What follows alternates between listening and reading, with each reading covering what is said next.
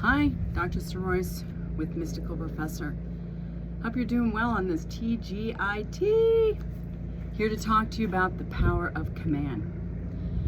And as I stated, I purchased the complete collection from Neville Goddard. The very first book is At Your Command. And I'm getting ready to record it in the next day or two. I would have already had it recorded if I had time. Sorry for the airplane, guys. I live in an airplane mecca where pilots learn how to fly all around here. I have a lot of airports. So it's very important that when you command something, that you are calm, clear, and unwavering, okay? Because remember, we're nothing but energy because we are consciousness. And you want to basically align your frequency with your desire. That's all you have to do, because there's a version of you that exists with the desire that you're desiring or wishing to experience, right? Remember, what you have already imagined is done. It's instant the minute you decide that you want it. So it's important to understand that there is power in your commands. Like I told you before, there's been a lot of debacle from YouTube manifestation coaches arguing about vain repetition. Well, you do not command things to appear by your words or loud affirmations. Such vain repetition is more often than not confirmation of the opposite. Decreeing is ever done in consciousness. That is, every man is conscious of being that which he has decreed himself to be. The dumb man, without using words, is conscious of being dumb. Therefore, he's decreeing himself to be done. On and on and on, right?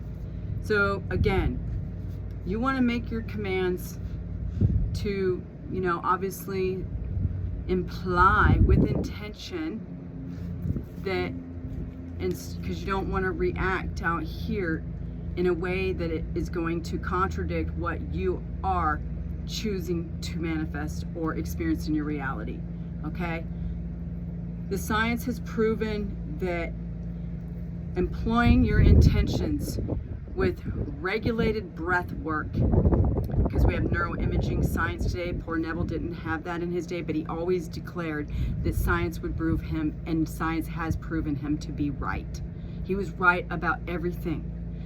And he had so many different cases in which people did exactly as he explained and directed them and instructed them to do, and they manifested their desires. Guys, you've been manifesting since the minute you took your first breath. The breath work helps because the neuroimaging and scientific evidence has proven that when you incorporate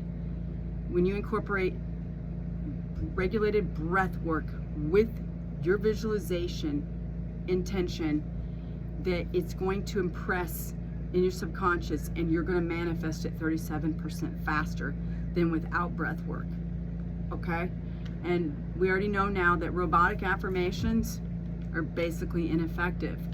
I told you that I really haven't experienced, I have done it, but not so much in a robotic fashion, because the feeling is the secret, because that was the other key. Besides the breath work, you have to feel it to be real. You have to assume that it's already an accepted fact, that it's a fact out here, okay? Just like all the other things that you have desired or not desired to be outpictured or be manifested out here in this dead neutral world, you manifested it. So that's why I tell you to forgive yourself, forgive others, and then you can revise it if you so choose. Or you can go back to commanding it in a clear and calm, unwavering condition or stance, okay? That's the key there. And you want to also use feeling, okay? The other thing I want to read to you right here. Because I am, your consciousness, is the resurrection and the life, you must attach this resurrecting power that you are to the thing desired. If you would make it appear and live in your world. Now, you begin to assume the nature of the thing desired by feeling I am. wealthy. I am free. I am strong. When these feels are fixed within yourself, your formless being will take upon itself the forms of the things felt. Okay? So he insisted that feeling was a secret before he even wrote The Feeling is a Secret, because this book here has The Feeling is the Secret, which was written in 1944. At Your Command was written in 1939. Okay, so I will get that out for you to listen to, because I have the entire 12 books in one. They're available on Amazon, but I'm going to take the time to read each and every one of them because I value you that much, and I know that it's easier to listen if you're working than to sit there and read it. I read for a living and I write for a living as a professor, and I also create my own content, my own affirmations for my subliminals. So the key is feeling it to be real, okay? And to continue with being clear, calm, unwavering. So there's power in your commands, guys. Feel it to be real, because you have to accept the true being that you are. All right? You're not the body that you wear. It's in the Bible. That's the other key. Even in the Bible, it tells you to command what you desire, because you're made in the likeness and image of God, and you are. Even though you will die like men, but you are God's. Okay, and it also tells you in the Bible that you are dipped in, you're wearing basically an attire that is dipped in blood, a garment dipped in blood. That is man, that is humanity, okay? The Bible was written symbolically because it's psychological drama, and once you accept that, you're gonna see everything unfold so much faster in your reality once you realize the true being that you are. Take that from me, because it happened to me the minute I accepted and believed what Neville was teaching us when I found him 7 years ago, thanks to Joseph Ally. So we've got now science to confirm what Neville was teaching all along. Incorporate your breath work as you're deep, inhaling, and then especially on the exhale, guys, because that oxygen is delivering that message right where it needs to be, in your prefrontal cortex, okay? As well as you're stimulating the theta waves, which allows you to absorb the information, because you become vulnerable because you're tired, and then you're going to even more successfully impress your subconscious mind and reflect that which you desire outward. You need to be, like I said, clear, okay? Because that way there's no confusion. And if you go against yourself the rest of the day, guys, well, you're setting yourself up for failure, and I don't want you doing that. Your inner conversations must match, like I told you, there's power in your inner conversations. They must match what you are affirming. A B landed on my book. They must match what you're affirming or commanding. I prefer to say commanding, okay?